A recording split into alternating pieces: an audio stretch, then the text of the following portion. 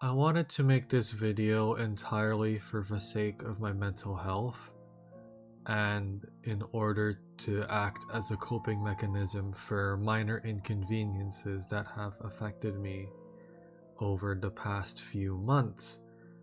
And I really apologize when I start talking about extremely deep emotions that are incredibly personal and embarrassing, and if you don't really want to hear that, then you don't have to listen, obviously. And I also apologize for the fact that I really have no script for this. I'm just gonna talk as if I'm in a therapy session. And the thing is that I found that ever since that I've been afflicted with depression ever since I was 15, which was about 9 years ago, the thing that's really helped me the most is ranting to an anonymous YouTube community about this when I started the channel when I was 17, because I feel like, I don't know, maybe I'm attention seeking or something, but when it comes to talking with family, talking with friends, talking to my now ex-partner, what's been a really good help is just talking to people online and getting anonymous messages of support or occasionally disdain. I don't know. My brain has been wired to be like this. Anyway, I'm going to start with with a word that's basically been ringing in my mind for quite some time. In every waking moment, this is kind of what I label myself, and I'll just type it out now. It's that word. And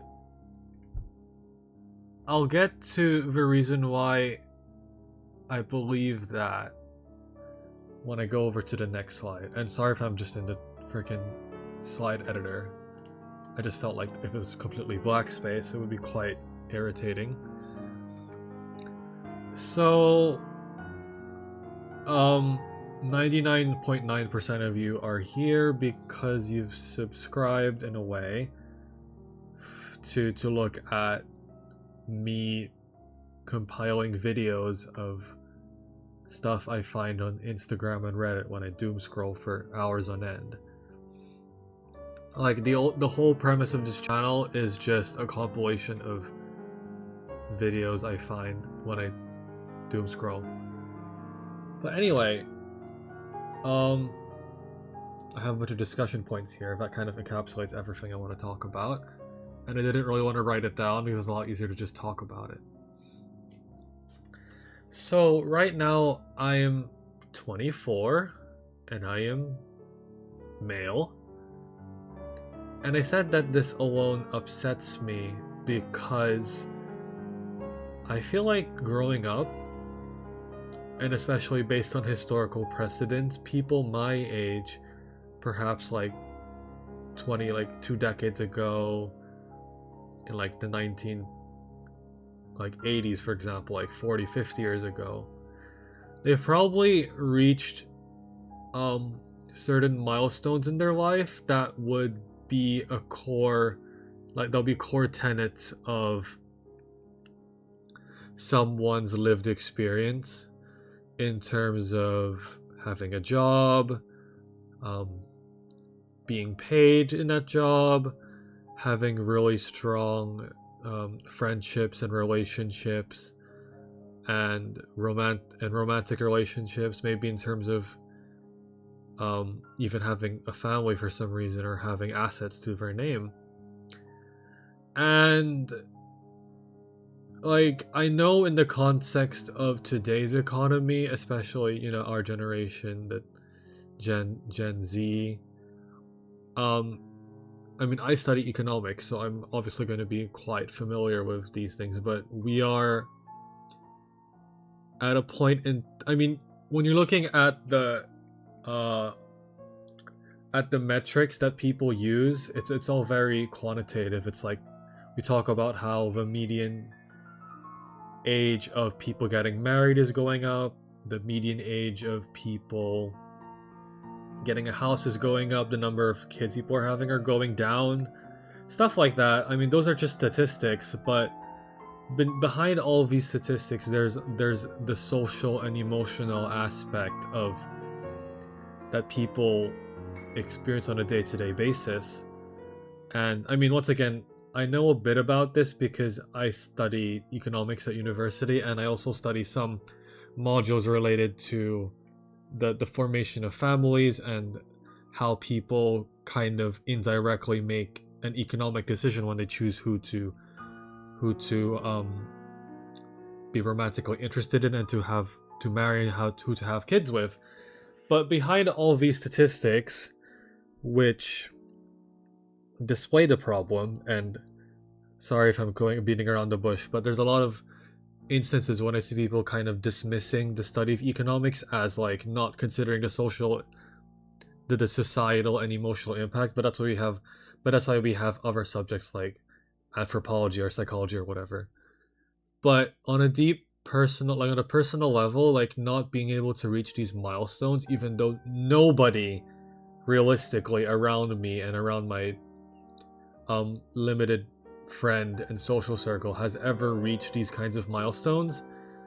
But I get quite worried because, I mean, people have talked about the male loneliness epidemic and whatever, and there's a lot of sweeping, I'm being way too analytical about this, but there's a lot of sweeping generalizations about the problem, and then there's always a lot of ad hominem attacks on like certain people, like, oh, if you have this opinion about these social issues, it's probably one thing or another, and maybe you should just maybe you should do something about your personality or your outlook, or I don't know.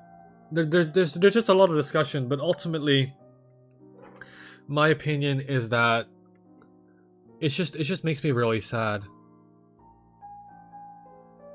It just makes me really sad because I feel like I've done all the right steps in order to try really hard to gain some sort of self-fulfillment in terms of friendship, romance, and employment and stuff like that.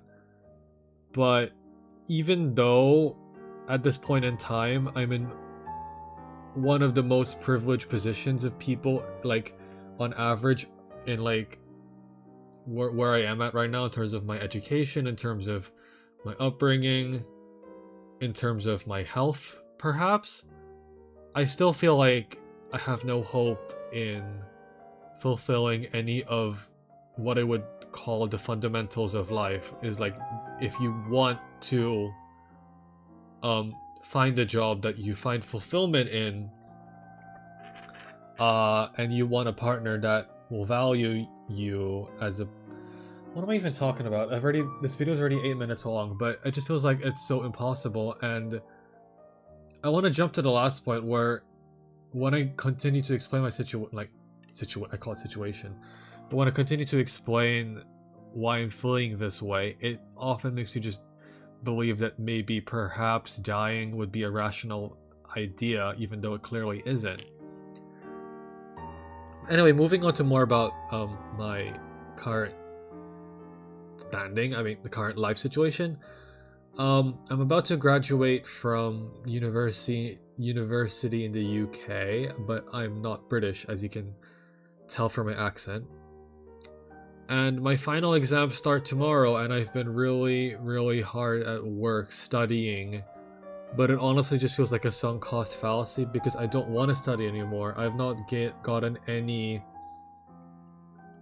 reasonable benefit from working so hard and getting such good grades, because just for context, like the admission to this course for anyone who's from the UK required, like, obviously there's a lot of different qualifications for people from different international backgrounds, but the equivalent is 3 A stars at A levels, and that's not necessarily that easy to get, because if you look up UK A levels, only about 5% of people will get an A star at a given subject, and the average applicant who applies for this course that I'm in has 3 of them. So they were top 5% in 3 different subjects, which is usually like economics, math, and physics, for example. And even then, only 20% of people get in, which might seem like a lot, but you have to keep in mind that if you don't have the grades, then you basically don't apply, because in the UK you only apply to 5 different universities, or colleges as people like to call it in America. So it's quite competitive to get in, and even then, right now when it comes to my classes, I'm one of the better students. In year 1 I was a top 10%, in year 2 I was about top 20%, and in year 3 I've gotten a lot of A's and even A pluses. We call it first class here, but just for the sake of American honors, I got a lot of A's. And I would assume that that would mean that when it came to finding jobs, I would be able to do really well, but I haven't found anything, which is kind of what tipped me into making this video, because I was already crashing out quite severely on community posts about me losing my relationship over 5 years. But there's this one job that I really, really wanted, and would have been a really good fresh start for me to just move on from the heartbreak of that relationship ending, but it didn't happen, and I waited for 2 weeks to get back from a response back from that interview I did. And I've also had similar instances like last year when I nearly got a job as well, but I messed up the final interview for some reason. And overall, I believe that that kind of just invalidates any confidence I had in my intelligence, personality, or appearance. And when I was in university, like, I've been part of 3 different finance societies, because as an economics student, the reason why I kind of chose it was not necessarily an interest in studying economics, which of course comprises of micro and macroeconomics. People like to talk about macro all the time when discussing economics, but it's a lot more nuanced than just talking about GDP and stuff like that. But I did economics because I really wanted to start a future with my ex.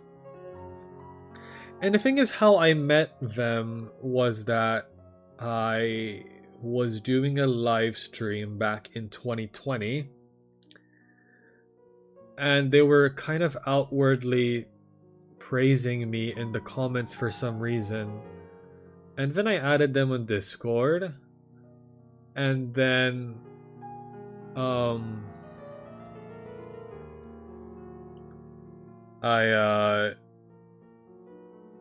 we really hit it off. And at that time I was so incredibly lonely. I had only known them for 2 weeks. So what I literally did was that I booked an entire month holiday just to see them, even though I had barely known them. But we were so like into each other. And when I visited them in the UK back in 2020, that 1 month in December went so well. But then, because of,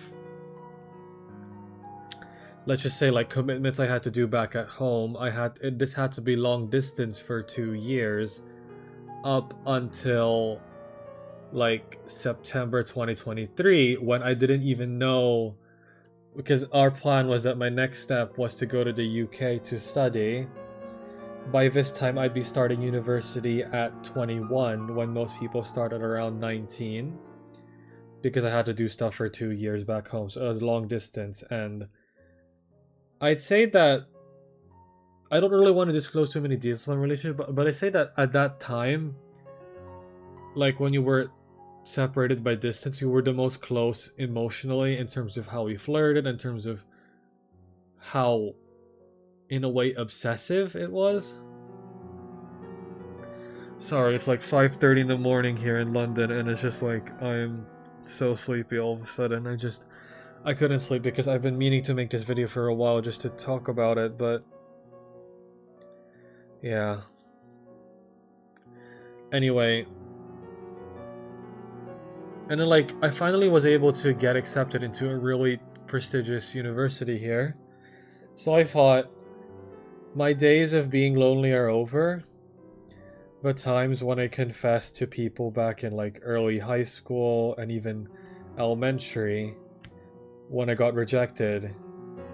And I want to bring up the fifth point, the sixth point on the slide, is that my brain kind of fails to value any other relationships other than romance, whether it be friendships or family or this community. For some reason, I just don't feel nearly as happy, and I just feel so desolate. And it's not like, I mean, like, let's put it in terms of like a math equation. If like romantic relationships give me like 100% happiness, then like, I don't know why, but I fail to feel any sort of happiness when I'm around friends. Maybe it's like a 10% or a 5%. Like 10%, like 10, like 0.1x of whatever x of happiness I feel around romance. And it just feels like I'm unable to express myself fully because it's embarrassing to like be all cutish and flirtatious. I mean, you know what I mean? Like, having a romantic relationship gives you the privilege of being able to express a side of yourself that's only reserved for that one person. So when I got to the UK and I got to study here, I was like, I finally have the privilege to study something I like and in my dream school that I've been waiting to go to for over a year now, and go on really cute dates with my ex. But I realized the economic reality would be that as an international student, I'd have to find a job here to, you know, not be deported. And recently that's become increasingly tough, but apparently that's only an issue reserved for me. Once again, I was part of 3 different investing societies, and every single one of them there, especially international students, even from my own country, they found internships which paid them $10,000 a month. They found jobs at prestigious banks worth billions upon billions of dollars and I applied and I applied and I applied and I wrote cover letters and I updated my resume and I showed up to these investing societies doing company overviews, doing valuation, like Excel. I spent hours upon hours making PowerPoint slides in Excel, and I put in so much passion into all of these projects, and I even did a lot of research and I studied extremely hard, and I got absolutely nothing. And this gave an aura of negativity, which ultimately was one of the contributing factors to my relationship tearing apart, because apparently I was too busy embroiled in trying to actually make a career and try to take advantage of the degree I had and the experience I had in these student societies, that when I got so frustrated about not finding anything, like, I tried not to take it out too much on my partner, but apparently they thought it was too much of a burden to try and keep me not being depressed. And I don't know. The thing is that I feel a bit betrayed in a way. I'm gonna start crying. I feel a bit betrayed in a way because I thought they knew that, like, I've really struggled, and that for thick and thin they'd always support me. But it became too much of a burden. But all I wanted to do was, it's basically like a non-meth Breaking Bad, where I just wanted to do what's the best for the both of us. I wanted to be a very impressive guy in finance who'd get a lot of money, who'd show up to the office, who'd produce a lot of really highly detailed deliverables, get paid a lot, be able to start a life here. But that's been completely invalidated. Literally, I got to zero progress through any of the few interviews that I got, whereas people around me have such a strong friend social circle. They post about it on Instagram with their boyfriends and girlfriends on holiday, trips around Europe, eating expensive food,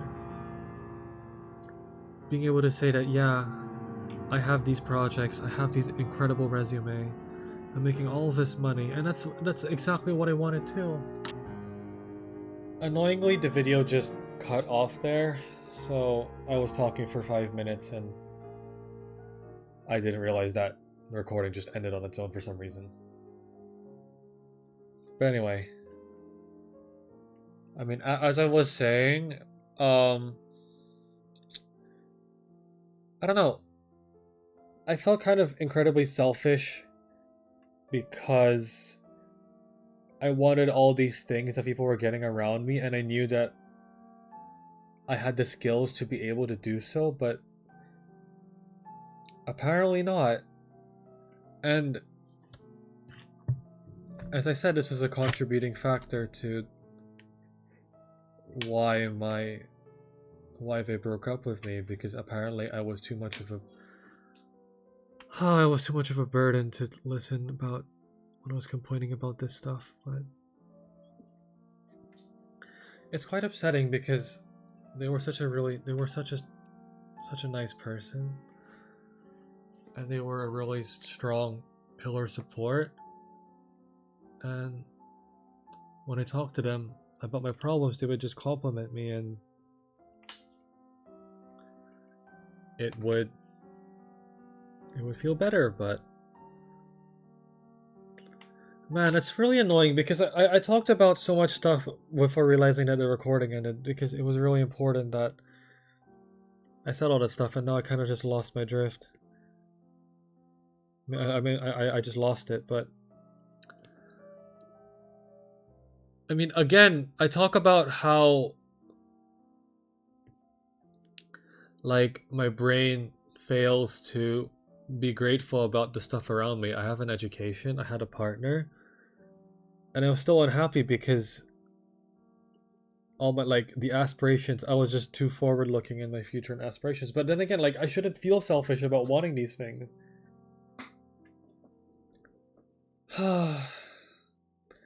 But anyway, I'm exhausted. It's 5:42 now. Anyway, like, back to alluding to... Okay. I talked about it, but it cut off, unfortunately. But I'll talk about it again. Alluding to what I wrote in the first slide. Yeah, I'm still a virgin. And this is, even though I've been with them for 5 years, and this is for a bunch of different reasons. But that I don't want to get into. But the whole time I've always yearned for it. And they always said that they'd come around to it eventually. But that never happened. And as much as they complimented me for my physical appearance, etc., and just aspects surrounding attractiveness,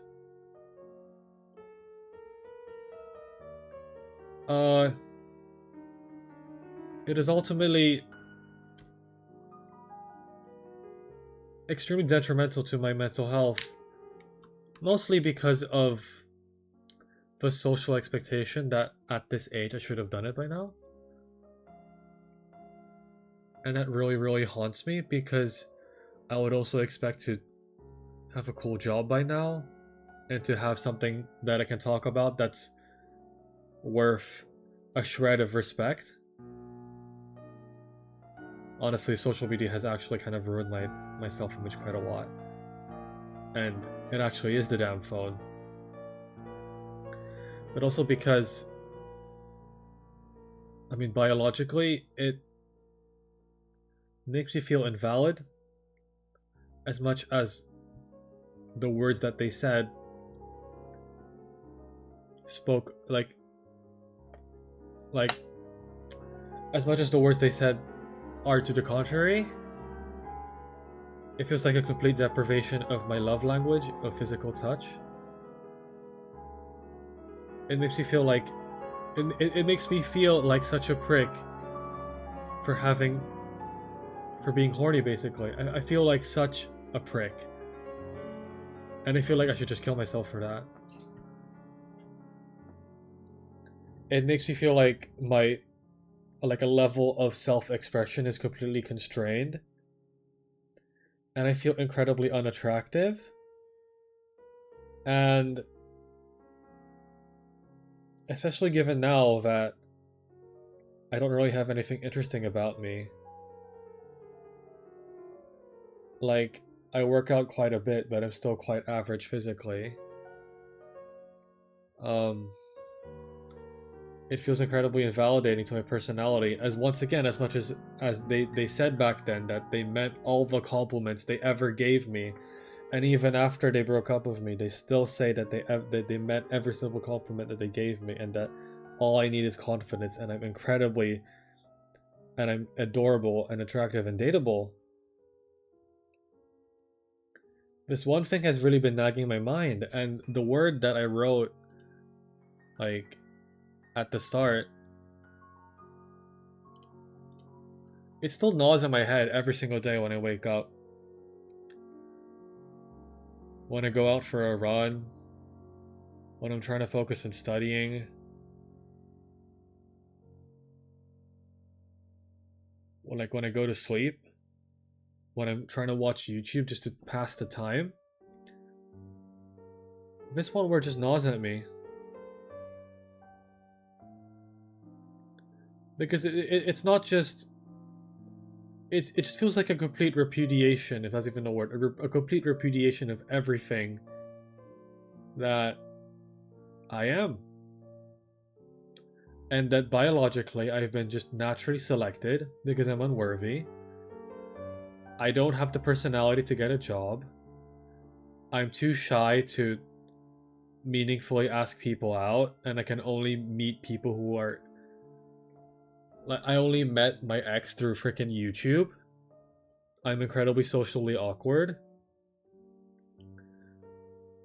And me being physically average, it's completely invalid. And a lot of people who say that they have done it say that it's no big deal and it's just a social construct. But to me personally, it was just a complete, like, restriction of self-expression of my love language. Thing is that I really respected my ex for trying to come around to it eventually, but... And I mentioned this in the recording that's basically not existent because it wasn't recording at all, I was just talking to myself.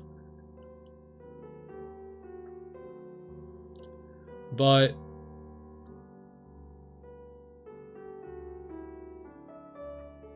I lost my train of thought there. But I really respect them for trying to get around to it. But I remember now. The thing is, what I was gonna say is that most people would just leave because... And a lot of divorces apparently happen because of this, because of a lack of intimacy or like an insufficient intimacy. But the reason why I didn't was because I would think it would be incredibly unfair to them to leave over what I believed at the time was a very superficial reason. Because they were an incredibly empathetic person, a very supportive person. They had interests that were very attractive. They had a fashion sense that was very attractive. They had such a unique personality, basically, that I felt that if I set that kind of boundary, it would basically make me... It would be very incredibly unfair. Because I really liked their company. And I thought that since we... At the time, I thought that we had really strong chemistry. That not having sex was just some superficial on and off switch. And that the fact that they were so attracted to me was all that really mattered. And that the fact that I really, every time every time the school week, like the university week ended, I was always very happy to be in their arms again. And I was always happy to do the little stuff with them, like go to the store to get a yogurt or something, or get walk in the park together, or play my Nintendo Switch together, like having sex, which is another activity basically. But it's still like, it's still subliminally gnawed at me for all that time. And now that it's done, and I can't even see them at all just to do those simple activities, the emotions the emotions I suppressed with regards to the frustration I had over that was incredibly... It's fucking unbearable, okay? I can't really describe it other than it's just unbearable. So, I mean, I think I've already covered most of the stuff. I look back at the photos we took together, and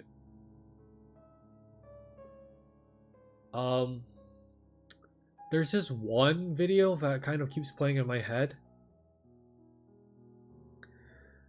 Like, okay, there's a bunch of statues of like really famous historical figures around London, and we spontaneously went on a walk at night to go visit one of those statues that of a person that they really admire from history. And I was pretending to take a photo of them, but it was in fact a video. So it's like a bit of a prank, like, oh, it's actually recording, I'm not taking a photo, it's a video. And I look at that video quite often nowadays after the relationship's all over.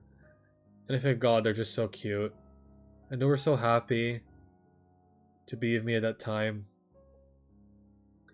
And when they broke up with me, they actually went on a date with me. We went to a spa. And I asked them if I could come over that weekend because we did it on the Wednesday, and they said, "Oh, I'm sorry that I can't because I'm working on stuff from university." I said, "Okay," because at that time they already threatened to leave me, but then I was able to like we were able to talk. I was able to talk. We were able to talk our way through it. And it's totally they just pulled the plug again. Okay, there's a lot of details that I kind of probably missed that I kind of reminisce about that I could have put in this video. But yeah. Right now, I just feel like an unemployable, unfuckable, unattractive, undateable, broke loser. And I've studied so hard for my final exams. My graduation is in exactly a month, not the ceremony, but like I'll officially be done in a month. And my next exam is tomorrow, followed by the day after that. And right now I should just be happy because I've worked so hard and I've gotten such really good grades, and I just have to step into the exam, just do my best. It's not going to be perfect, but it should be good enough to get the top grade. And I should be happy that I have a really strong education that I've been really dreaming about. But my time in the UK has been a failure. I wanted a job here. I wanted to start a relationship here. I wanted to be worth something. But now I feel incredibly worthless. And I don't really want to live anymore.